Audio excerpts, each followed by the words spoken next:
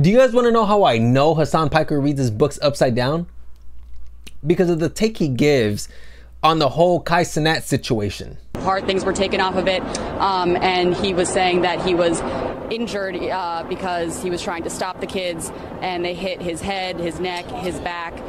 The gentleman is in his 60s. And, you know, he was talking to EMTs that were there and talking to the police that were there, giving them a report of what happened. But, you know, a totally just innocent victim in all this, that he was just doing his job, going about his day, and his business got ransacked there. I fucking despise local media, dude.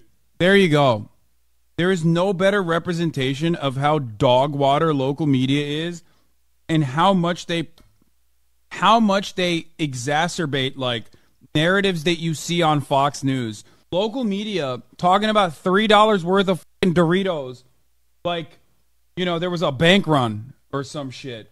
Dude, Hasan has to be blind, man. Like, how are you giving that take when literally there's chaos in the video that you're watching? I mean, for God's sakes, bro, you can see one of the police officers get pegged by a water bottle. He also gave the take that local media has a tendency to just over exaggerate and hyperbolize any situation. Like, for instance, with the street vendor guy, he was talking about how, like, oh, well, they're making it seem like it was a bank heist when it was just like a $3 bag of chips. My dude, if you've seen the video, then you will know that it wasn't just a $3 bag of chips. And this is how I know that Hasan hasn't seen the video, because if you see the video, you can see that there's people just grabbing drinks and just taking it all. Chill. Yo, they violated, bro. Why they do that to him? Yo, chill. Yo, chill. Yo, nah. Chill. And there's a lot of people online that are talking about how, oh, this is like the most f***ed up generation we've ever had. Like, dude, first off, all right, almost every generation when they were young were f***ed up in some way. And second, the people from the same generation are stepping in and putting a stop to the thievery. I don't know about you guys, but that's praiseworthy to me, because they could have done the same thing too. They could have reached in, they could have gotten some merchandise, and they would have gotten a free bag of chips or a free Gatorade, but they didn't. They actually stepped in. So to that, I applaud those men for that. And you know who else I give an applause to? Hasan's chat, because Hasan's chat was actually calling out Hasan on his stupid take. You are 31, little bro. How can you say both of those things at the same time? And idiotic Zoomers in here, dude. Little broing a person who could be their father. Probably is their father. I did f your mom, so. An old man was hit, bro.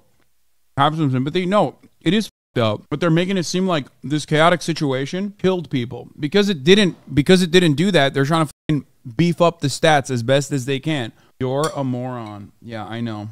Hey, points for being self-aware. I actually have respect for Hasan for admitting, well, in a very indirect way, that like his takes are probably idiotic.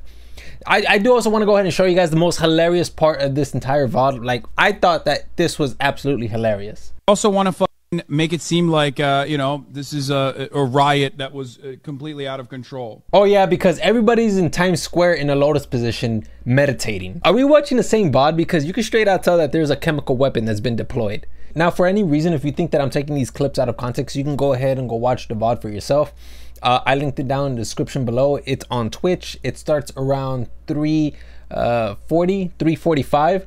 3 hours and 45 minutes. Okay, that's what I'm referring to. Okay, and it spans for about like 10 minutes. Go ahead and watch that and let me know if I'm taking it out of context. One thing that I do agree with Hasan is that he stated that nobody really predicted that this was going to happen like this. I mean, none of us really predicted that it was going to get this out of control. I think that that's fair to give him that point, because there are people that he was talking to in his chat that were talking about like, this is so obvious that this was going to happen. I'm a fucking Twitch streamer. I would never have expected it to get this out of control. Everybody in the chat is like, oh, Hasan, of course it's going to be like this. You're an idiot, like, or whatever. No one expects anything to be this crazy.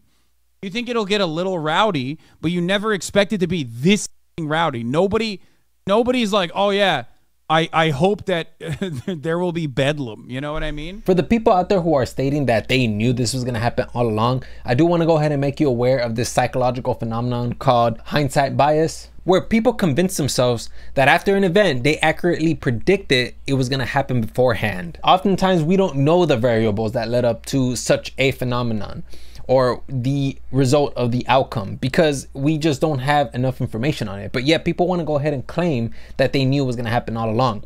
No.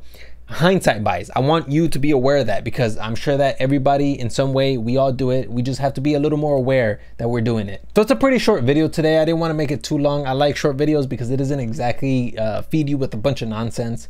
So I just wanted to just go ahead, let you guys know that I thought that this was pretty interesting, and yeah, let me know what you guys think. Anyways, that's all I have for you guys, and yeah, hopefully you guys learned something today.